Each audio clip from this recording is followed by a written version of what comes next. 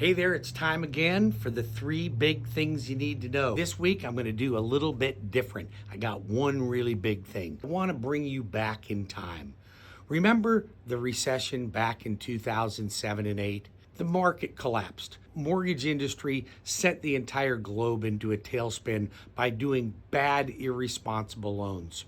And I want to bring you back in time right then because there was something significant that happened. When we went into a recession, everybody froze. Some people were losing their homes. Some people went into foreclosure. Some people had to enter into short sales, but the market flattened. So 2008, the market dropped by 11%, 9, 5%, 10, 5%, 11, 5%, 12, back up by 6% in 1 year, positive growth.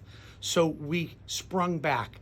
But I look at one of the biggest mistakes that I made, and I was afraid.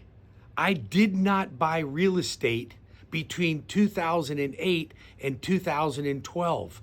Can you imagine if you bought property during that time frame when the market declined or was flat? Why didn't you buy properties then? Because we were afraid. Well, I want to bring you up to present times. Right now, the economy's off. Interest rates are up. The market is relatively flat. When I say flat, it's actually not as flat as people think.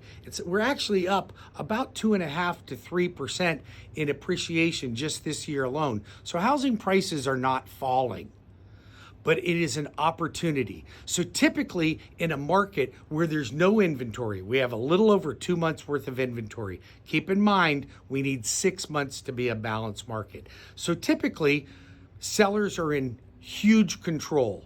Prices are rising rapidly. The only reason they're not rising rapidly right now is because of interest rates.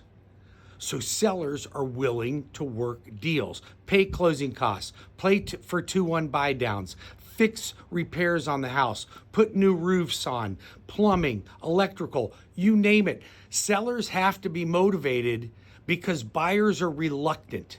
But when buyers are reluctant, that should be a signal to you to get in the market. One of the biggest mistakes I made in real estate, not buying during the recession. If I would have bought there, your housing prices would have tripled by now, tripled.